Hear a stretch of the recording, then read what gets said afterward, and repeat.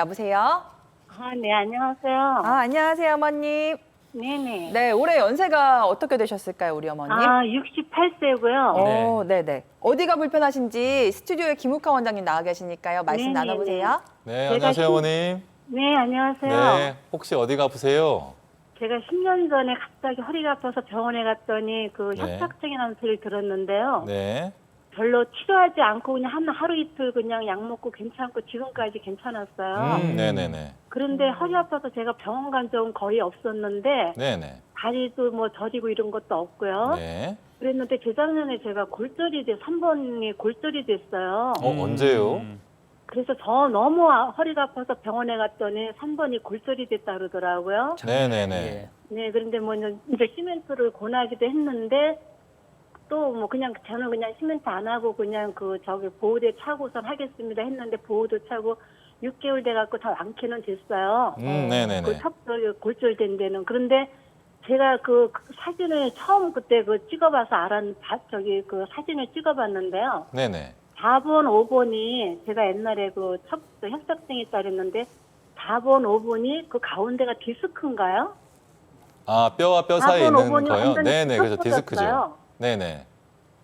딴 척추는 이렇게 띄어져 있는데 4번, 5번만 완전히 붙어 있다시피 하는데 네. 그거 괜찮은가요? 근데 허리가 요즘 들어와서는 다리가 땡기가 없었는데 조금 이제 땡기는 게 조금씩 있고 제가 재작년에 이제 동네 병원에 갔더니 근전도 검사를 신경이 살아있나 근전도 검사를 한번 해보라 해서 그걸 한번 해봤거든요. 네. 그랬더니 재작년에 12월 달에 찍었는데 신경이 나쁘지 않다고 그러더라고요. 그래서 네네네네. 다리가 땡기고 이런 건 없었는데 그 네네. 근전도 검사도 그게 믿을 수 있는 건가요? 예. 근전도 검사 믿을 수 있고요. 제가 질문을 좀 드리고 싶은데요. 네네. 요즘 이제 허리 통증은 없는 거죠?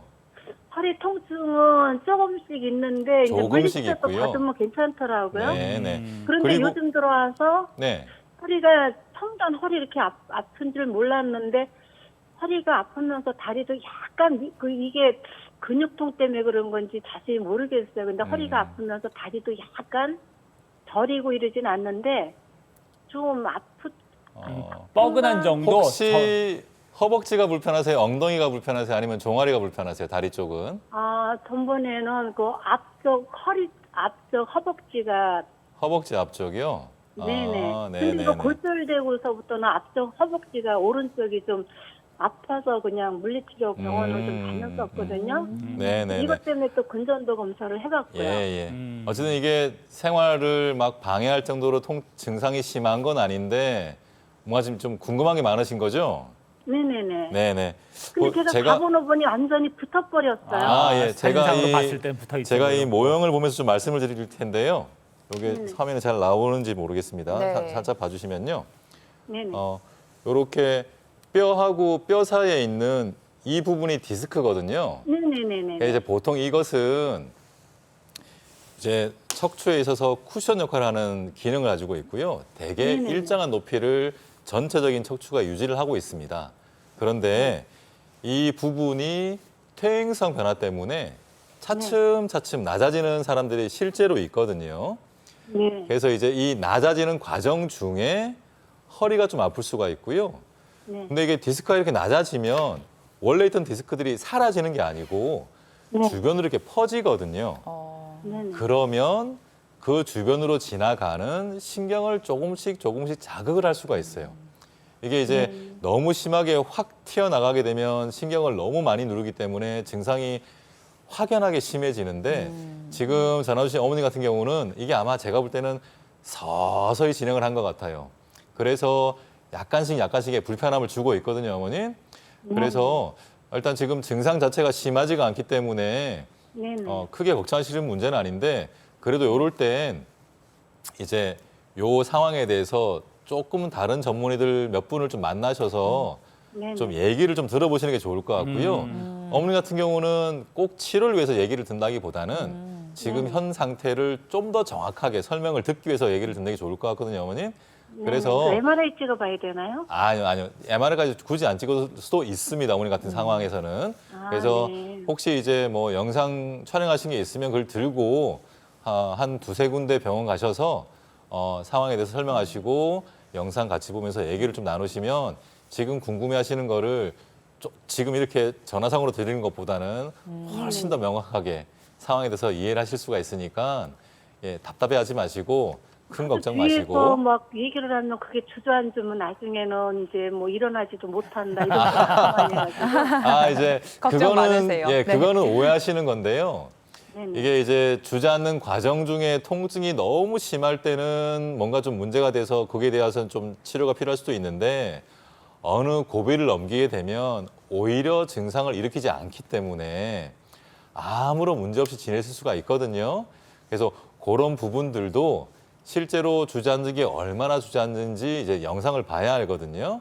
그래서 어머님 그 자료를 가지시고 좀 몇 군데를 좀 가십시오. 가시면은 몇몇 의사분들이 좀 명쾌하게 설명을 해주실 거니까 염려 예. 마시고 가시길 바랍니다. 네. 네. 어떤 분들은 우리 어머니 걱정이 너무 많으신 거 아니야라고 할 수도 있겠지만은 저는 네. 지금 너무너무 잘하시고 계신 것 그럼요. 같아요. 예. 예. 워낙 자기 건강을 잘 돌보시고 꼼꼼하게 체크를 잘하셔서 정말 똑순이 어머님이신 것 같은데 네. 지금 하시는 것처럼 건강 관리를 계속 체크를 하시면서 미리미리 대비하시는 게 중요하거든요. 네. 다행히 지금 증상이 서서히 진행되고 있고 통증이 심하지 않은 상태이시기 때문에요. 좀 전문의들을 만나서 내 지금 상태가 어떤지 정확한 평가를 들으시고 미리미리 준비하시면 좋을 것 같습니다. 그렇습니다. 일단은 뭐 지금 어머니 통증이 있는 상황은 아니기 때문에 네. 너무 걱정은 하실 필요 없다 이렇게 말씀해 주셨으니까 마음을 일단 가라앉히고 내려놓고 안심하고서 병원 가서 한번 상담 받아보시면 좋을 것 같아요. 네, 전화 주셔서 감사하고요. 저희 다음 전화 또 이어서 받아보겠습니다. 여보세요. 예, 안녕하세요. 네, 안녕하세요. 예, 네, 우리 저는요, 전화 어머니 연세가 인천- 어떻게 되실까요? 60세고요. 인천 서구에 살아요. 60세요. 반갑습니다. 예, 알겠습니다. 젊으시네요. 네. 예, 지금 오늘 원장님 나와 계시니까 원장님하고 같이 한번 얘기 나눠볼게요, 어머니. 예. 네, 예. 안녕하세요, 어머님. 예, 안녕하세요. 네, 어디가 아프신가요? 저는 몇 년 전에 MRI 찍어보니까요. 네, 디스크라 그래갖고요. 네, 신경성혈술 했고, 또 재발하고, 또 딴 것 했는데 재발하고, 경막에 시술까지 했는데 또 재발했어요. 네, 네. 그래갖고 2년 뒤에 동아리까지 땡겨가지고 MRI 찍으니까요. 네, 디스크가 협착증으로 왔다 그래갖고요. 네. 풍선 확장술을 했어요. 네, 네, 근데 네. 1년도 안 돼갖고 또 종아리까지 땡겨서요. 네, 네, 네. 작년 10월에 MRI 찍어보니까요. 네. 그 병원에서 피막류 수술을 하라고 그러더라고요. 그래서 네, 네, 네. 그래서 제가 그냥 대학병원에 가서 MRI 네. 보여주니까요. 저기 약 처방을 주시면서 버틸 때까지 버티라 그러더라고요. 네, 수술은 네. 맨 나중에 하라고 그러고요. 네. 근데 그 약을 먹으면 조금 괜찮다가 네. 그 다음날 또 아파요. 종아리까지 땡기고요. 네. 그래갖고 그냥 요새는 저기 약 먹고 저기 동네에서 통증병원 가서 신경 차단술인가 그런 주사 맞고 이렇게 있는데요. 네, 네, 네. 근데 이렇게 걸을 때 종아리까지 땡겨가지고 좀 힘이 들어요. 어머님 저기 혹시 약을 몇 알 정도나 드시는지 아시겠어요? 그냥 그거 대학병원 약은요 아플 때만 먹어요. 아플 때. 아플 때만 혹시 그 알약 개수 기억나세요? 알약 개수요 네네. 4개예요. 4개. 4개. 네. 어머니 최근에 주사 몇 번이나 맞으셨어요? 저기 한 번 맞으면요 이필되게 효과가 안 가요. 혹시 그래서 좀 거듭 맞으셨나요? 예? 여러 한 달에 번 맞으셨어요? 한 달에 2번은 맞아요. 한 달에 그리고 2번 정도. 예, 한의원 다니고. 예. 어머님 한 달에 2번씩 지금 총 몇 개월쯤 맞으신 거예요? 거의 한 달에 2번씩이요. 네네. 거의 한 달에 2번. 그러니까 거의 한 달에 2번은 이렇게 많이 아플 때는 가요. 한 아니, 6개월, 그러니까- 1년 이렇게 맞으셨어요? 지금 벌써 몇 년 됐어요. 몇 년이요 벌써. 정말 고생 많이 하셨구나. 두 번, 네. 수년째.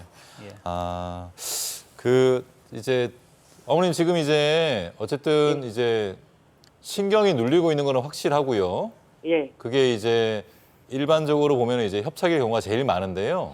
예, 그 여러 가지 이제 시술을 받았음에도 불구하고 증상이 이제 결국은 해결되지 않고 있는 것이고 예, 주사도 너무 많이 맞으셨고 예, 그래서 이제 그렇다고 약을 뭐 물론 아플 때마다 드시겠지만 그렇다고 또 약을 앞으로 지금 나이가 되게 젊으신데 60세면 예, 앞으로 살아가면서 계속 이렇게 약만 드시는 것도 또한 문제가 있는 거거든요.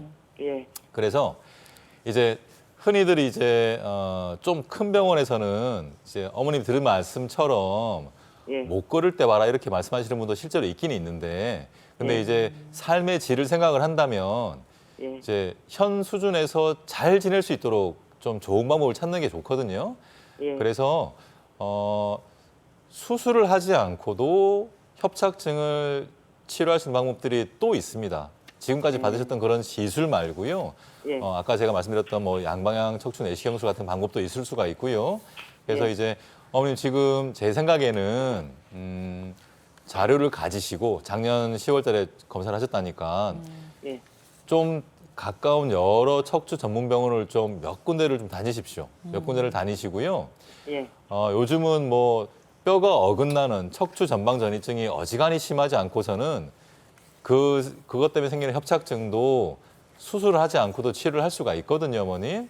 예. 그래서 지금 현재 제가 꼭 드리고 싶은 말은 여러 척추 전문 병원을 꼭 가시고 예. 어머님의 문제를 보다 좀 근본적으로 해결할 수 있는 그런 치료에 대해서 좀 상의를 하시는 게 좋을 것 같고요.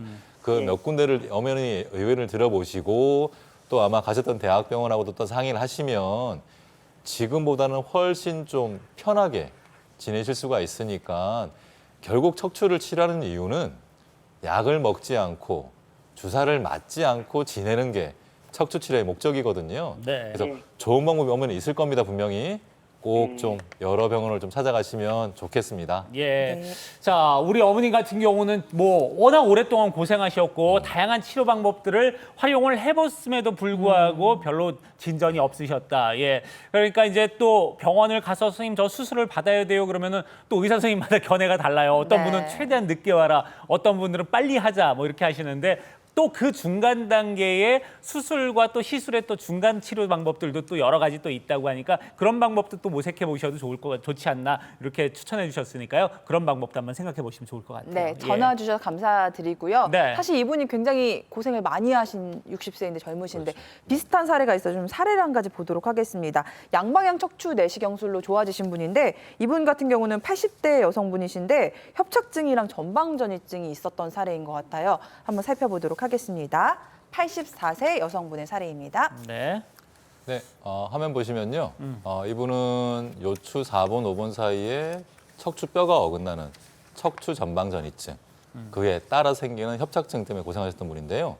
몇 년 전부터 걸을 때마다 양쪽 엉덩이와 다리가 저리고 당기고 아파서 이제 차츰차츰 이제 걸음이 느려지고 얼마 걷지 못해서 앉았다 쉬어가고를 반복했던 분인데요.